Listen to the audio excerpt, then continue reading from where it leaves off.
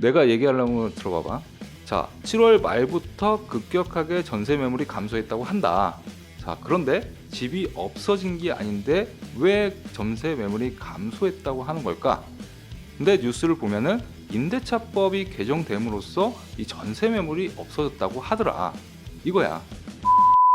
안녕하세요. 지지옥션TV 이주연입니다. 자, 오늘은 부동산 브리핑 시간인데요. 언론에 나오는 각종 기사를 보고 부동산 시장에 대한 이슈를 확인하고 그 이슈에 대해서 분석해보는 시간을 갖도록 하겠습니다. 자, 여러분들이 요즘에 인터넷 기사들을 많이 보면은요, 그 전세 매물이 없다, 뭐 시가 말랐다, 전셋값이 천정부지로 올랐다라는 그런 기사를 자주 접하게 될 겁니다. 자, 그런데 여기서 집 자체가 없어지는 것은 아닌데 왜 자꾸 전세 매물이 없어지고 전세 품귀 현상이 생기고 있는지 좀 궁금하지 않으신가요? 자, 그래서 왜 그런 현상이 생기는지를 인터넷 기사를 한번 보고요. 그런 것을 확인해 보는 과정을 갖도록 하겠습니다.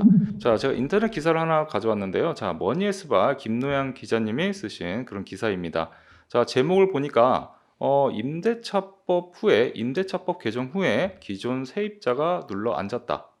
서울 전세 수요 폭발 직전이라는 제목의 기사입니다. 그 내용을 보면은 자, 12일 KB국민은행 조사에서 서울 전세 수급 지수는 지난주 191을 기록해 2013년 9월 역대 최고 기록인 196.9에 근접했다라는 내용을 볼 수가 있습니다. 자, 여기서 전세 수급 지수라는 내용이 나오는데요. 자, 이거는 전세의 수요와 공급량을 얘기를 하는 겁니다. 따라서 이 지수가 100을 넘어가면은 수요가 더 많다는 뜻이고요. 수요가 많다라는 것은 반대로 공급이 부족하다라는 그런 의미로 보면 되겠습니다. 그 다음 내용을 보니까 자, 이 같은 전세난은 지난 7월 말 국회를 통과 후 즉시 시행된 주택임대차보호법의 영향이 큰 것으로 보인다라는 내용이 볼 수가 있고요. 자, 그 다음에 전세난이 심화되며 전세값도 상승했다라는 내용도 볼 수가 있습니다. 자, 그러면 제가 이제 뒤에서 자료를 준비를 했는데요. 그 자료를 같이 보시면서 이 전세 수급 지수와 주택임대차 보호법 개정으로 인해서 어떤 영향을 미쳤는지를 한번 같이 살펴보는 시간을 갖도록 하겠습니다. 자, 지금 보시는 차트가 이 서울 아파트 전세 수급과 거래 지수에 대한 차트인데요. KB국민은행에서 발표한 통계입니다. 여러분들이 보시는 표에서 위에 있는 선이 전세 수급 지수를 나타내는 그래프이고요. 아래에 있는 선이 전세 거래 지수를 나타내는 그런 선입니다. 자, 그런데 2020년 7월부터 2020년 8월까지의 그 선을 보면은 그 아래 전세 거래 지수는 약간 하향하는 선을 보이고 있고요. 그 위에 나타난 전세 수급 지수는 약간 상승하는 그런 모습을 볼 수가 있습니다. 자, 그런데 전세 거래 지수가 하락했다는 것은 말 그대로 전세 거래량이 줄어들었다라는 그런 의미이고요. 전세 거래량이 줄어들었는데 위에 있는 선을 보니까 전세 수급 지수, 즉 수요와 공급을 나타내는 이 수급 지수는 오히려 상승했습니다. 즉 100보다 높고요. 192라는 그런 지수를 찍게 되는데요. 이걸 정리해서 보면은 전세 공급보다 오히려 수요가 더 늘었는데 매물이 별로 없어서 전세 거래량은 오히려 줄어들었다는 의미로 해석할 수가 있겠죠. 자, 그리고 이 전세 수급 지수가 192라는 의미는 예를 들어서 전세 수급 지수가 만약에 100이라면은 이 전세를 구하는 사람과 전세 공급량이 정확하게 일치하는 거다라고 판단할 수가 있는데 이 전세 수급 지수가 192라는 것은 전셋집은 지금 매물은 하나인데 이 수요가 더 한 명 이상 거의 2명 정도 된다고 판단을 하시면 되겠습니다. 그렇게 보면은 지금 현재 전세 매물이 상당히 상대적으로 부족한 그런 현상이다. 부족한 상황이다라고 판단할 수가 있는 그런 차트입니다. 자, 그 다음 보시는 차트가 이 서울 아파트 전세 가격 동향에 대한 그런 차트인데요. 이것도 마찬가지로 KB국민은행 그 통계 자료입니다. 자, 자료를 보시면 위에 나타나 있는 선이 전세 가격 지수를 표현하는 그래프이고요. 그 다음에 밑에 나와 있는 그 막대 그래프가 이 증감률을 나타내는 표입니다. 자, 그런데 이 그래프에서 2020년 7월 지나서 2020년 8월 정도에 이 증감률이 급격히 상승하는 모습도 볼 수가 있고요. 그다음에 원래 이제 2020년 1월부터는 이제 꾸준히 이 전세 가격 지수는 상승하는 모습이었는데 2020년 6월부터 7월 사이에 또 급격하게 상승하는 모습도 우리가 확인할 수가 있습니다. 자, 이런 모습을 보면은 이 임대차 보호법 개정안이 이 도입되기 전 그 전부터 이제 입법 예고에 대한 여러 가지 얘기가 나오고 있었잖아요. 그래서 아무래도 이 시기에 임대인들이 전세 매물을 거둬들인 것이 이 표에 나타난 것이 아닌가라는 생각이 듭니다. 자, 그래서 표에서 보면은 2007년 말부터 이제 8월 달에 이 증감률이 급격하게 상승을 하는 모습을 볼 수가 있고요. 이 전세 가격 지수도 완만하게 올라가다가 급격하게 우상향으로 올라가는 모습을 볼 수가 있습니다. 자, 그 다음 보시는 표가 이 서울 아파트 전세 가격 동향 똑같은 건데요. 이거는 한국감정원에서 발표한 통계입니다. 자, 요즘 논란이 많잖아요. 이 민간 통계 기관과 이 정부가 승인한 이 한국감정 통계가 약간 격차가 많이 나서 상당한 논란이 되고 있는데요. 뭐 어쨌든 간에 서로 이제 산출하는 방식이 다르다 보니까 다를 수는 있지만, 자, 그래프를 보면 마찬가지로 2020년 7월부터 2020년 8월 사이에 또 급격하게 올라가는 모습을 우리가 확인할 수가 있습니다. 산출하는 방식이 다르기 때문에 약간 뭐 지표가 다르게 나타날 수는 있지만 뭐 전체적인 전세 가격 동향은 동일하다고 판단이 됩니다. 자, 근데 여러분들이 이 부분에서 좀 이상하지 않으세요? 전세 매물, 즉 집 자체가 어떤 뭐 사라지거나 없어지는 게 아닌데 왜 자꾸 이렇게 전세 매물이 감소한다고 뉴스에서 많이 떠들어댈까요? 자, 뉴스 논리를 보면은 임대차법이 개정됨으로써 전세 매물이 사라졌다라는 표현을 많이 합니다. 자, 그러면 그 논리가 무엇인지를 한번 우리가 짚고 넘어가겠습니다. 자, 첫 번째는 이 임대차 보호법이 개정되면서 전월세 상한제가 적용이 됐고요. 그 다음에 계약갱신 요구권이 도입이 되었습니다. 자, 이 둘 중에서 가장 직접적인 전세 매물 감소에 직접적인 영향을 미치는 게 바로 이 계약갱신 요구권인데요. 계약갱신 요구권이 도입이 되면서 아무래도 거주 기간은 늘어날 수밖에 없겠죠. 더군다나 이 계약갱신 요구권을 도입을 하면서 이 법을 소급해서 적용을 했습니다. 자, 소급해서 적용했다면 기존 세입자 입장에서는 뭐 당연히 다른 데로 움직일 필요가 없어지겠죠. 자, 그런데 어떤 특정 지역에 대한 신규 수요는 계속해서 발생을 할 수밖에 없겠죠. 자, 그러면 뭐 극단적인 예를 한번 들어볼게요. 제가 뭐 내년에 화꾸리 좋은 뭐 대치동으로 이사를 할 계획이었습니다. 근데 대치동으로 이사를 하려고 보니까 그 지역이 이제 계약갱신 요구권이 도입이 되면서 그 지역에 살고 있던 전세 수요자들은 상대적으로 계속 거주할 수 있는 어떤 시장 원리에 의해서가 아니라 정부의 정책이나 법에 의해서 상대적으로 이제 혜택을 보게 되는 거잖아요. 그 수요자들이 이제 버티고 있는 상황에서는 저 같은 이제 신규 수요자는 그 시장으로, 그 지역으로 대치동으로 진입할 수 없는 그런 상황이 생길 수밖에 없습니다. 자, 그러면 저는 그 지역에 들어가고 싶은 대기 수요자가 되는 거죠. 이렇게 기존 세입자가 계속 누적되어 있는 상황에서 새로운 신규 수요자는 계속 대기하고 있는 상황이 펼쳐질 수밖에 없는 상황이. 그러다가 만약에 전세 매물이 나왔다고 예를 한번 들어볼게요. 자, 그러면 저는 그 지역에 들어가고 싶어서 계속 대기를 하고 있는 상황인데 뭐 그 귀한 전세 매물이 나왔으니까 저는 조금이라도 돈을 더 주고라도 그 집을 계약을 할 겁니다. 자, 그리고 요즘에는 이 계약갱신 요구권이 도입이 됐기 때문에 저는 최소한 4년간 거주를 할 수가 있죠. 즉 장기간 거주를 할 수 있다라는 그런 장점까지 있기 때문에 저는 많은 돈을 주고라도 이 전세 매물을 잡고 싶은 그런 심정일 겁니다. 자, 이렇게 대기 수요가 많이 쌓이면서 경쟁은 더 심화될 수밖에 없겠죠. 자, 그리고 뭐 추가적으로 이 전세자금 대출도 이 주택담보대출보다 상대적으로 많이 완화가 되어 있기 때문에 전세자금 대출을 이용해서 자금을 융통할 수 있는 그런 기회도 많이 있습니다. 자, 이렇게 기존 수요와 신규 수요가 이제 누적이 되다 보니까 아파트 전세 매물은 상대적으로 감소한다라고 표현을 할 수가 있는 거죠. 자, 이렇게 상대적으로 또 감소를 하면은 아파트 전세 가격은 상승할 수밖에 없는 그런 논리입니다. 자, 물론 이게 이제 일시적인 상황일 수도 있는데요. 아무래도 좀 이 전세 가격이 안정화되기까지는 뭐 상당한 시간이 걸리지 않을까라는 생각도 하고 있습니다. 자, 그런데 이제 얼마 전에 정부에서 발표를 했는데 뭐 이런 예도 한번 들었더라고요. 과거에 그 주택임대차 보호법을 개정하면서 거주 기간을 1년에서 2년으로 늘렸을 때 그때도 뭐 현재 상황과 마찬가지로 이 전세 가격이 급등을 했답니다. 자, 그런데 뭐 한 2달 지나니까 전세 가격이 안정화되더라. 그러니까 지금도 그렇게 큰 문제는 없을 것이다. 라고 이제 정부에서 발표를 했다고 하는데요. 저는 개인적으로 그 예가 맞는 말인지는 좀 솔직히 모르겠습니다.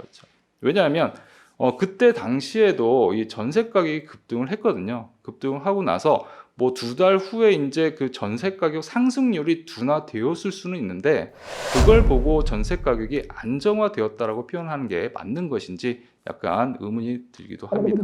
자, 그 다음 기사를 보면은 그 서울 아파트 전세값 67주 연속 상승이라는 제목의 기사도 나왔는데요. 자, 잠깐 읽어보면은 전세난 심화되며 전세값도 상승세다. 한국감정원의 서울 아파트 전세값은 지난주 0.08% 올라 67주 연속 상승했다. 민간 조사기관인 부동산 114 통계에서도 지난주 대비 0.11% 상승했다라는 기사를 볼 수가 있습니다. 아까도 말씀드렸듯이 민간 통계기업과 한국감정원의 통계 산출 방식이 달라서 수치는 다르지만 역시 계속 상승하고 있다는 것은 자명한 사실인 것 같습니다. 자, 제가 그래프를 하나 가져왔는데요. 이 한국감정원 통계에서 나온 그래프입니다. 자, 하나는 이 아파트 평균 전세 가격 그래프이고요. 다른 하나는 아파트 평균 매매 가격 그래프입니다. 자, 이 두 개의 그래프를 보시면 어떤 공통점이 좀 느껴지지 않으신가요? 이 전세 가격의 동향과 아파트 매매 가격의 동향이 거의 비슷하게 가고 있다는 것을 여러분들이 알 수 있을 겁니다. 자, 그렇다면 이 전세 가격이 상승하게 되면은 자연스럽게 이 아파트 가격도 동반해서 상승하는구나, 그런 움직임을 우리가 확인할 수가 있습니다. 자, 이렇게 전세 가격이 상승하면서 아파트 가격도 이렇게 동반해서 상승하는 모습을 볼 수가 있는데요. 지금 정부에서는 뭐라고 얘기하고 있죠? 전세 가격이 안정을 되찾고 있다 라는 발표도 많이 봤을 겁니다. 자, 그런데 그 다음 뉴스를 보니까 정부에서 전세값 상승 요인 면밀히 점검 논의에 나가겠다. 자, 이 얘기는 뭔가요?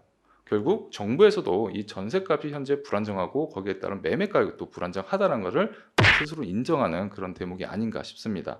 그 내용을 좀 더 보면은 홍남기 부총리는 더 지켜봐야 정확한 판단이 가능하겠으나 임대차 3법 제도가 정착될 경우 기존 임차인의 주거 안정 효과가 더 확대될 것이라고 말했다. 자, 이렇게 이제 정부에서는 기존 임차인의 주거 안정 효과가 있다. 자, 맞는 얘기지만 이 신규 임차인의 이 전세값에 대한 불안감은 해소되지 않은 상황으로 보이고 있습니다. 자, 그런데 정부에서는 전세 시장이 많이 안정이 됐다라는 표현을 쓰다가 최근 들어서 이렇게 면밀하게 다시 검토하겠다라는 그런 입장을 전하는 것으로 보입니다. 자, 그런데 이 뉴스가 나온 후에 얼마 지나지 않아서 랭킹 검색어 1위를 차지했던 그런 뉴스가 또 하나 나왔습니다. 자, 일각에서는 일명 홍남기 방지법이라는 그 명칭을 붙일 정도로 실시간 검색어 1위를 했던 그런 내용인데요. 자, 이 신문 기사의 내용을 보면은 정리를 해보면 이렇습니다. 그 홍남기 부총리가 얼마 전에 이제 그 마포에 살다가, 마포에서는 전세로 살았죠. 그리고 이제 의왕에 아파트가 하나 있었는데 그 의왕의 아파트를 이제 처분하라고 하니까 매매 계약을 했답니다. 자, 그런데 이제 거기에 세입자가 있었는데 그 세입자가 처음에 이제 계약갱신 요구권을 행사를 안 할 것 같이 얘기를 하다가 나중에 홍남기 부총리가 이제 매매 계약을 하고 진행하는 과정에서 갑자기 계약갱신 요구권을 행사하니까 그 매매 계약 과정이 차질이 생겼다, 이런 기사 내용인데요. 자, 정리를 하면은 이런 상황이겠죠. 홍남기 부총리가 지금 매매하겠으니까 나중에 집을 비워주실 건가요? 라고 하니까 세입자가 네, 그러면은 다른 집 알아보겠습니다 라고 했겠죠. 자, 그런데 이 다른 집 알아보겠습니다 라고 한 게 과연 계약갱신 요구권을 행사하지 않기로 한 것이냐, 아니면은 계약갱신 요구권을 그대로 인정을 해야 하는 것이냐. 자, 이런 문제가 이제 발생을 했습니다. 자, 이런 문제가 이제 발생을 하니까 이 정부에서는 이 공인중개사법을 개정을 해서 그 매도인과 매수인 간의 이 매매 계약을 할 때 중개대상물 확인서에 그 세입자가 있으면은 계약갱신 요구권을 행사할 것인가, 행사하지 않을 것인가를 명확하게 기재를 하겠다라는 그런 개정안을 발표를 했는데요. 그런데 이 뉴스가 나온 시점이 이 홍남기 부총리가 그런 일을 겪고 나서 이런 뉴스가 나왔거든요. 그래서 이제 한참 논란이 되고 있었는데, 제가 이제 그 국토교통부 사이트에 들어가서 반박 자료를 보니까 이 홍남기 부총리 사건 때문에 이제 우리가 이런 개정안을 낸 건 아니고 그 이전부터 계속 우리가 검토를 하고 있었다라고 얘기는 했습니다. 하지만 그 시점에 약간 의혹을 제기할 만한 그런 상황인 거는 맞는 것 같습니다. 자, 추가적으로 이 공인중개사법을 개정을 해가지고 이 중개대상물 확인서에 그 세입자의 계약갱신 요구권을 뭐 명확하게 명시한다고 해서 이런 상황이 깔끔하게 뭐 해소될 거라는 생각은 약간 의구심이 듭니다. 뭐 예를 들어서 매도인과 매수인 간의 그 계약을 하기 전에 그 세입자에게 계약갱신 요구권을 행사하겠습니까? 안 하겠습니까? 이렇게 물어본다는 거죠. 자, 그럼 여러분들이 세입자 입장이라면 어떻게 대답할 것 같습니까? 당연히 계약갱신 요구권을 행사하겠다라고 일단 얘기를 하겠죠. 자, 그런데 그러면 당연히 이제 매수인 입장에서는 실거주할 매수인 입장에서는 그 매매 계약을 할 이유가 없어집니다. 자, 그러고 나서 나중에 이 세입자가 그냥 다른 곳으로 이사를 간다면 매도인이 큰 손해를 볼 수밖에 없겠죠. 매도인의 손해를 어떻게 방지해야 할까요? 자, 이런 부분도 법을 개정할 때 참고해야만 하는 그런 부분이라고 생각을 합니다. 자, 이런 와중에 정부에서는 또 24번째 대책을 만지작거리고 있다라는 그런 내용의 기사도 나오고 있는데요. 자, 그 내용을 좀 보면은 좀 읽어볼게요. 자, 임대차법 도입에 따른 시장 불안 기간이 예상보다 장기화할 조짐을 보이자 정부도 당황하는 눈치이다. 전세 시장이 안정되지 않았다는 점을 시인하면서 추가 대책을 검토하겠다라고 밝혔다라는 내용을 볼 수가 있습니다. 자, 그리고 일각에서는 정부가 그 다음에 꺼낼 카드로는 표준 임대료 도입과 전월세 상한제 신규 계약까지 확대하는 등의 방안이 거론된다라는 내용을 볼 수가 있는데요. 자, 표준 임대료 도입이라는 것은 말 그대로 정부가 이 월세 전세 가격에 적극적으로 개입을 하겠다라는 뜻이겠죠. 그 다음에 전월세 상한제를 이 신규 계약까지 확대하겠다는 것도 마찬가지 의미로 볼 수가 있습니다. 자, 이렇게 부동산 시장의 안정을 위해서 이 지속적이고 신속한 법 개정은 상당히 좋습니다. 하지만 단기간 내에 너무 많은 게 바뀌는 게 아닌가 그런 생각도 들기도 합니다. 자, 지금까지 우리가 그 뉴스에서는 이 전세 대란이 일어나고 있다고 하는데 대체 왜 이렇게 전세 대란이 일어나고 있는 것일까라는 궁금증을 해결하기 위해서 같이 한번 생각을 해봤는데요. 자, 뉴스에서는 임대차 3법 도입에 따라서 이 전세 대란이 일어나고 있다라고 했죠. 그래서 우리도 같이 한번 진짜 이 임대차 3법이 전세 시장에 어떤 영향을 미치고 있는지를 한번 살펴봤습니다. 자, 이렇게 임대차 3법은 이 세입자들의 주거 안정을 위해서 도입된 법이긴 한데요. 반대로 신규 수요자들에 대해서는 오히려 이 혼란을 가중시키고 있는 게 아닌가. 애초에 입법을 할 때 이런 부분까지도 고려해서 입법을 했어야 하는 게 아닌가라는 아쉬움이 좀 남습니다. 부동산 이슈 브리핑, 오늘은 전세 품귀 현상이 왜 일어나는지에 대해서 알아봤고요. 다음에는 더 재밌는 주제를 가지고 찾아뵙도록 하겠습니다. 근데 그거를 서울 전반적인 건 아니야. 지금 서울 전반적으로 전세가가 부족한 건 아니거든. 그러니까 일부 특정 지역들만 지금 수요가 모자라다 보니까, 왜냐면은 그러면은 내가 이쪽 동네에 살고 있어. 근데 난 이쪽 동네 이사 가고 싶어. 근데 원래 그냥 난 이 동네 계속 살고 싶고 이 동네 살고 싶으면 이게 상황이 늘어나도 상관이 없는 거잖아. 이쪽으로 이동하고 싶은 수요가 있으니까 이 지역의 전세 매물이 감소를 하는 건데, 이게 이제 서울 전반적으로 전체적으로 봤을 때는 전세 가격이 오르는 것처럼 보이는 건 당연하지. 그러니까 이거를 내가 서울 전반적으로 그런다라고 말하기 싫은 게, 이건 어떤 특정 지역에서만 지금 이렇게 오르는 거거든. 그래서 서울 그냥 학군을 내가 예로 든 이유가 그거야. 단순히 그냥 뭐 서울 전반적으로 그렇다는 건 말이 안 되거든. 외곽에 살면 외곽에 살고 싶은 사람 가면은 뭐 상관이 없는 거니까. 그래서 내가 그 얘기를 안 하는 거지.